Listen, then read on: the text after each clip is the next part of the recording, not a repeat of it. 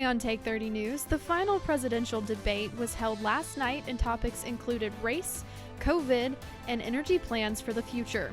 And a topic that wasn't covered during the debate, absentee voting, Take 30's Elizabeth Jackson clears up confusion over this process. Social media helps crack the case after a veteran's scooter is stolen at Davis Wade Stadium. Your Take 30 News starts now.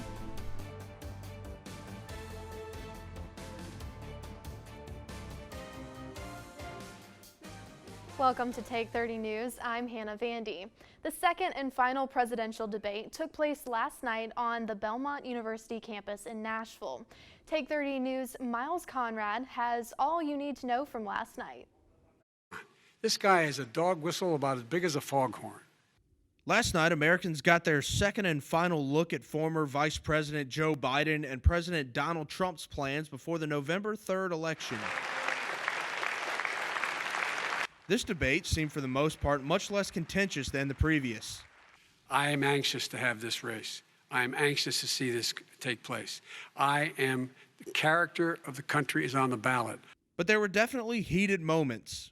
Those other concerns are real. That's why he should have been, instead of in a sand trap in his golf course, he should have been negotiating with Nancy Pelosi and the rest of the Democrats and Republicans. Compared to the first debate, moderator Kristen Welker, the second African-American woman to moderate a presidential debate since 1992's Carol Simpson, held control and asked a lot of questions Americans still have. Children. So how will these families ever be reunited? The candidates argued over each other's COVID plans. Take full responsibility. It's not my fault that he came here. It's China's fault. And you know what? It's not Joe's fault that he came here either. What I would say is I'm going to shut down the virus, not the country. It's his ineptitude that caused the country to have to shut down in large part. Race in America, including policing and border control. And if you look, with the exception of Abraham Lincoln, possible exception, but the exception of Abraham Lincoln, nobody has done what I've done. Racist person, I can't even see the audience because it's so dark, but I don't care who's in the audience. I'm the least racist person in this room. Abraham Lincoln here is one of the most racist presidents we've had in modern history. He pours fuel on every single racist fire. Let's talk about what we're talking about. What happened? Parents were ripped, their kids were ripped from their arms and separated. And ending with climate change, which had a big announcement from Joe Biden. Goes down the By oil the way, I industry? would transition from the oil industry, yes. Oh, I will that's transition. a big statement. It is a big statement That's a big because statement. I would stop. Why would you do that? Because the oil industry pollutes significantly. I see. Here's the deal. But That's you a can't big do that. statement. Well, if you let me finish the statement, because it has to be replaced by renewable energy over time. This debate has been called by many political analysts as the most important in decades because of how differing both sides are. As well, this election is the most important for our future. For college students, this can be concerning for their immediate future when graduating and looking for a job. There have already been reported 47 million votes casted, which is already 1/3 of the total numbers in the 2016 election. The young vote has the power to swing an election, and it could be an unprecedented turnout. Hopefully for those young and older voters, decided and undecided, this debate gave clarity to their questions. For Take 30 News, I'm Miles Conrad. Election Day is November 3rd, and with just 11 days left, students are still trying to navigate the absentee ballot process. Elizabeth Jackson has more. The general election has grown closer. People are sending and receiving absentee ballots. In Mississippi, one of the more restrictive ballot states, many people, including students, are running into issues of voter registration and getting ballot applications. Somebody needs a ballot mailed to them. There's no reason to sit on it and delay the process. If they know they're not going to be in their home county or can come home and vote on November the 3rd, or they cannot come home the 2 Saturdays that we're open, then they need to start the process. You're at the mercy of the post office. So if you need an absentee ballot, why wait?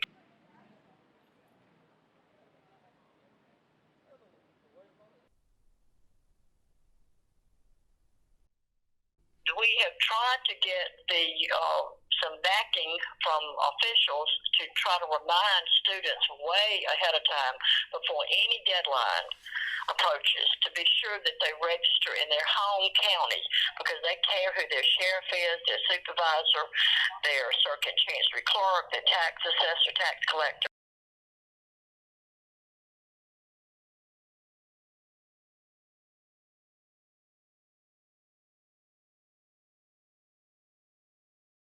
And other groups are doing a lot of things to inform students.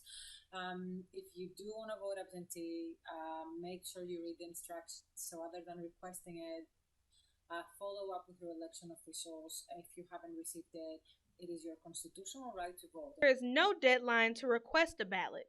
However, the ballot must be postmarked by Tuesday, November 3rd by 7 p.m. and received no later than Tuesday, November 10th. By 5 p.m. The state of Mississippi does not offer ballot status tracking. For Take 30 News, I am Elizabeth Jackson. For those wishing to know more about absentee voting and the proper steps they should take, they can use websites such as vote.org. President Trump signed into law a bipartisan bill that will make 988 the universal telephone number to reach the National Suicide Prevention Hotline. Over the summer, the FCC recommended to Congress that the new number, quote, would likely make it easier for Americans in crisis to access potentially life-saving resources, end quote. The FCC is giving all phone service providers until 2022 to make the transition. The Senate Judiciary Committee voted yesterday to approve Donald Trump's nominee, Amy Coney Barrett, to the Supreme Court. Judge Barrett was approved 12-0 after a boycott by Senate Democrats over what they deemed a rushed process. Majority Leader Mitch McConnell has announced a final vote for Monday. Stay tuned to Take 30's social media for updates on the story. Stay tuned, find out what's happening around campus and Halloween activities around town. The country. Some are battling brain tumors, others vertebral and spinal conditions. And as rewarding as our work often is, it can be frustrating at times. That's because brain and nervous system conditions are difficult to diagnose and treat, especially when they affect patients who can't talk. A while back, we saw a chance to start something special here, introducing innovative imaging to better understand brain and spinal cord diseases in cats and dogs. Having that type of information makes a substantial difference when developing treatment and surgical plans. It also aids in personalizing the rehabilitation process. The toughest part of our job comes when our patients are well enough to go home. As thrilled as we are to see them walk again, a big piece of our heart goes out the door when they leave.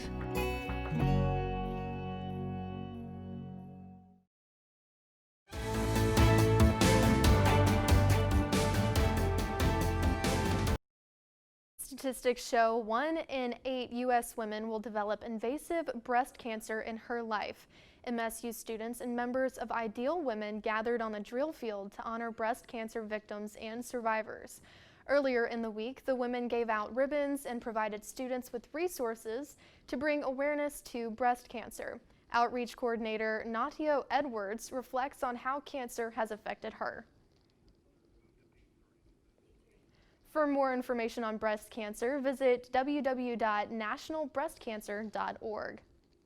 In the event of COVID, Halloween has been changed to look drastically different. Although times are different, a Mississippi State group has found a way to still enjoy the season. Take 30's Audra Riley has the story. Student body, get everyone in the spirit, get people out of their dorms. With Halloween right around the corner, Mississippi State's Freshman Council and Special Events hosted a pumpkin painting palooza on Tuesday from 2 to 4 p.m. in front of the Moe's Southwest Grill Pavilion. Director of Freshman Council John William Abels found a way to bring people together and get them out of their dorms. The purpose of this event is just to have something fun to do. A lot of people are cooped up, a lot of people want some more socialization, and this is a good thing that we can do to bring people together for something fun, as well as bring in the Halloween spirit this year. There was no charge for the event, and the pumpkin and paint were provided by the Freshman Council. Many flyers were posted around the campus along with social media posts about the Pumpkin Palooza, giving students the opportunity to come out and enjoy the nice fall weather with their friends. Junior Mia Pinsa and Caitlin Cade took advantage of the opportunity to get outside and paint pumpkins. I like that you can interact with a lot of people because lately I feel like I haven't seen anybody on campus, so it's nice to socially distancely get together. I like that it's outside, and so you get to enjoy the fall air, and obviously my dog got to come. So I think it's a good little event to get everybody outside on this pretty afternoon. Students were able to show off their creative side on their personalized pumpkins. We painted it white, and then we have our dog's paw prints all over it. Yeah, she's not happy. To find out more about events on campus, follow MSU Student Association on Instagram. I'm Audrey Riley with Take 30 News. With Halloween being next Saturday, please remember to socially distance and be safe. Coming up, a debated topic gets talked about amongst students, and local police departments hold an event in the community. Stay tuned right here to Take 30 News. The sense of place. We all have it. Often grown from deep roots in small-town communities. At Mississippi State University, our Carl Small Town Center is strengthening these ties. With nearly 40 years of making a difference, we're revitalizing communities into welcoming places to work, live, and congregate. By weaving together the best pieces of our past with modern technology and amenities, we're creating the hometowns of the future. Places where lifetime memories can be made, where you have all the things you need, along with all the things you want. Through partnerships with our communities, we're identifying improvement opportunities, recommending paths forward, and creating the plans for a better tomorrow.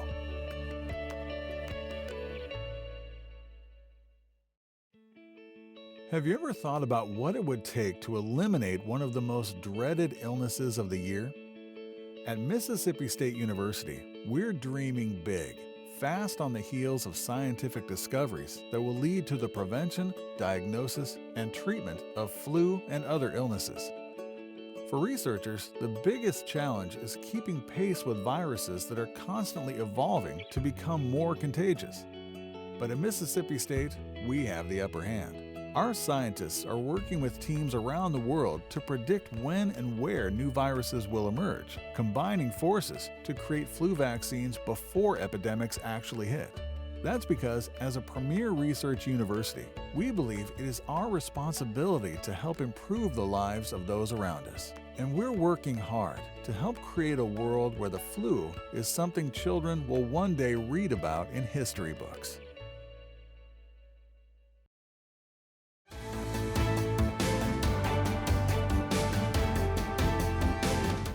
Jackie Capel is the founder of Everybody Loves Lincoln. It was created to help talk about hard topics in hopes to make them easier to discuss. That says all lives matter is not racist. Get that out of your head. However, they are misinformed. Comedian Tehran Vengasseri made attempts to take a hard issue and ease tensions between two opposing groups. And if you hear something that opens up your mind or causes you to see the other side, as it were, in a better light, amazing. On Tuesday night, a Zoom meeting was held by Everybody Loves Lincoln. It was called Back the Blue or Defund the Police. As far as police shootings of civilians, we don't have very good numbers. Data wasn't always available or reliable until the Washington Post and The Guardian, a British paper, got involved. In the last 4 or 5 years, about 1,000 people are killed by the police. And of that 1,000, about 50% generally are white, about 25% are black, about 18% are Latino, and then the others that are killed are of various other races. 13% of the American population is African American. And so 25% that are killed by the police is disproportionate. It brings a lot of attention to the idea that blacks are disproportionately harmed by the police. Statistical data aside, the misconceptions of what each group represents is still a major percentage of the problem.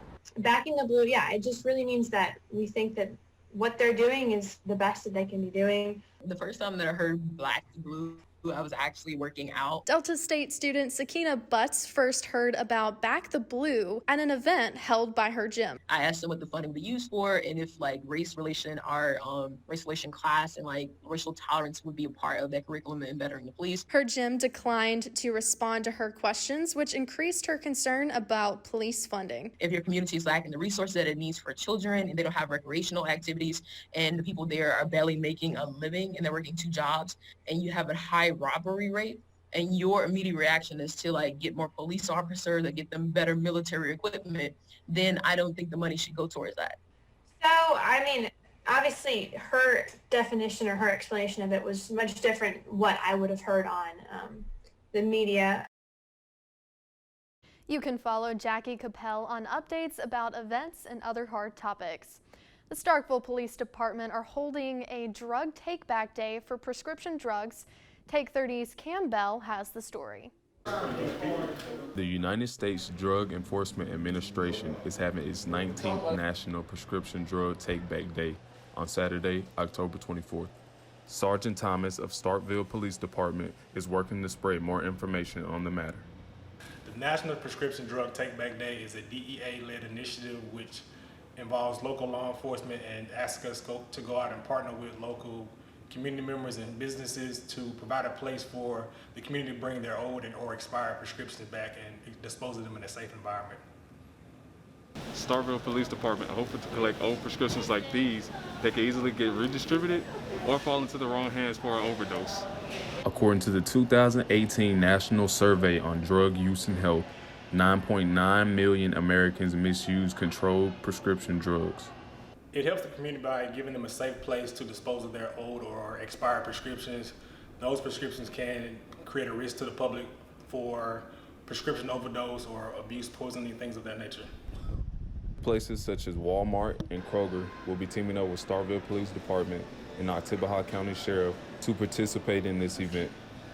I'm Camian Bell for Take 30 News. Prescription Drug Take-Back Day event is being held 10 a.m. to 2 p.m. at Vowels Marketplace, Walmart, and Kroger here in Starkville. Stay tuned, we have sports up next. Miles, tell them what they can look forward to. Thanks, Hannah. One Mississippi State football player is entering the transfer portal. Baseball finally returns to campus, and Starkville High has handed their first loss of the season. That and more coming up after the break. When it comes to life on the coast, it's the world beneath the waves that supports the world above. So when an integral part of a delicate ecosystem disappears, economies on land are disrupted and livelihoods are lost. At Mississippi State University, we're aggressively confronting this issue on the Mississippi coast, where 90% of the local oyster population has vanished over the past decade due to circumstances both natural and man-made. In response, we're building computer models to simulate oyster movement and sustainability, models to determine strategic placement of artificial reefs to not only boost the dwindling food source, but to aid in coastal storm resilience and water filtration. It's a project that's paving the way for a healthier, cleaner coastline and a rejuvenated local economy. And for us here at MSU, that's more than just a good cause. It's one we can sink our teeth into. Flight. It's driven mankind's dreams for centuries. The ability to soar above the earth, to travel to faraway places, to connect distant points. Manned flights to the moon and space were once the stars for which we reached. Now, unmanned aircraft are the future. At Mississippi State University, our teams are developing unmatched unmanned aircraft systems for an array of critical applications. We're so good at it, the Federal Aviation Administration named MSU a Center of Excellence in the field, asking us to lead the team that's creating the operating regulations for unmanned aircraft systems worldwide. So essentially, we're writing the flight plan for an industry that is the future. Our work means better information, more opportunity, and limitless horizons for you. The sky really is the only limit.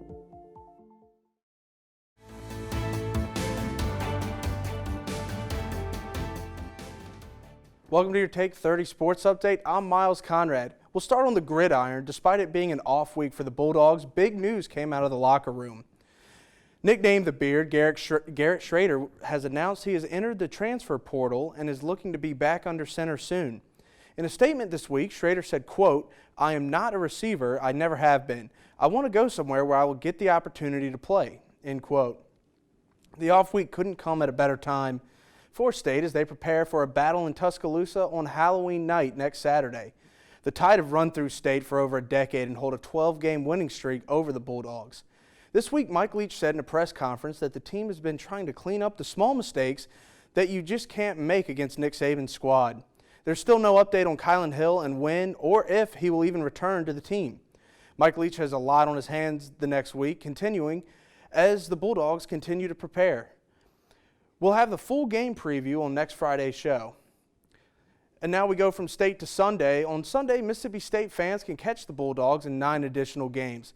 Jeffrey Simmons, Montez Sweat, and JT Gray all kick off at noon. The Green Bay Packers, along with 4 former Bulldogs, also have an early kick. In the afternoon, Jonathan Abram and Gabe Jackson's Las Vegas Raiders play host to the Tampa Bay Buccaneers at 3:05 p.m. Isaiah Zuber returns to action with the New England Patriots at 3:25 p.m. And 3 more Bulldogs take the field with Kansas City. In primetime, KJ Wright and Jordan Thomas will go head-to-head when Seattle travels to Arizona Sunday night. That game kicks off at 7:20 p.m. on NBC. It's going to be a busy weekend around the MSU campus. The Mississippi State Bulldogs soccer team will be celebrating its seniors and raising awareness for breast cancer at Saturday night's match against Mizzou. The next to last home match for State will take place at the MSU Soccer Complex with kickoff at 6:30 p.m. and senior ceremonies will take place pre-game.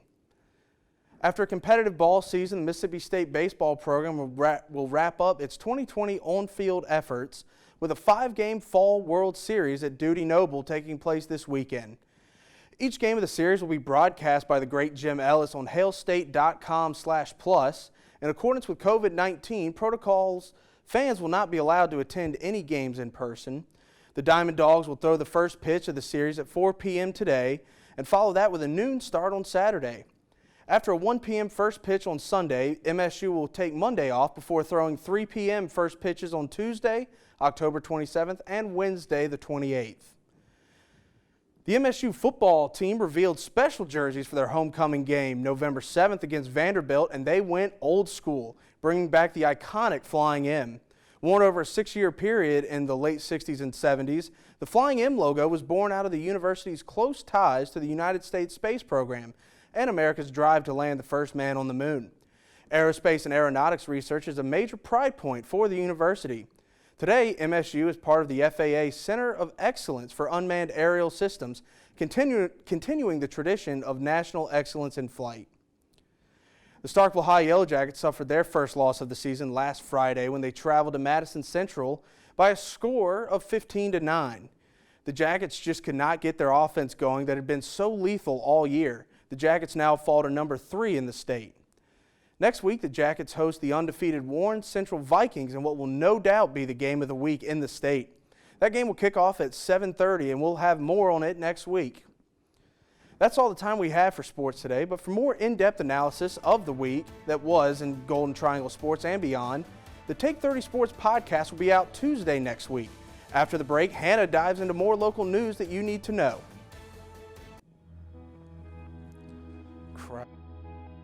When you're the best, everyone wants to see what you'll do next. At Mississippi State University, our team of world-class rocket engineers is venturing beyond boundaries, building rockets like none before. We're launching a new era of space exploration. We've developed cutting-edge technology that's helping us build a rocket that can travel at 4 times the speed of sound. Fast? Yes. But more importantly, revolutionary. For you and for a space program that produces many of the conveniences we enjoy today. We're shaping your life in ways you never dreamed. What's next? Watch us and see.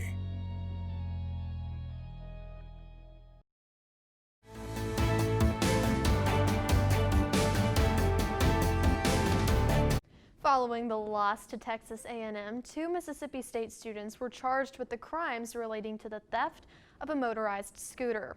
The scooter belonged to William Fryery, an elderly fan and retired war veteran. One student was charged with the theft of the scooter, while the other was charged with driving under the influence. The students were caught after campus police tweeted out security of photos of the students involved and urged anyone with information to contact them. Social media responded and led authorities to the suspects in question. Starkville has a new mural, and it's becoming the talk of the town.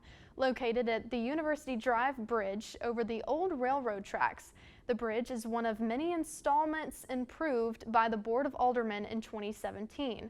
Bob Bruschek, a landscape architecture professor at MSU, and 2 assistant artists, Anastasia Dottie and Joseph McGowan, painted the bridge.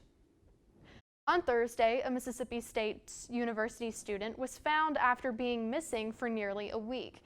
Mississippi State student Nicholas Smith was last seen leaving his residence hall last Friday. According to MSU PD, Smith was found in Columbus by police and is safe and reunited with his parents. Miles, it sounds like the weekend weather will be nice. It is going to be nice. It stinks that we can't attend the MSU baseball games, but you know, it's going to be a great weekend. Hopefully, people can get out, have a nice walk, and have good weather next week as well. Thank you for watching Take 30 News. For more up-to-date news, follow our social media. Have a great night.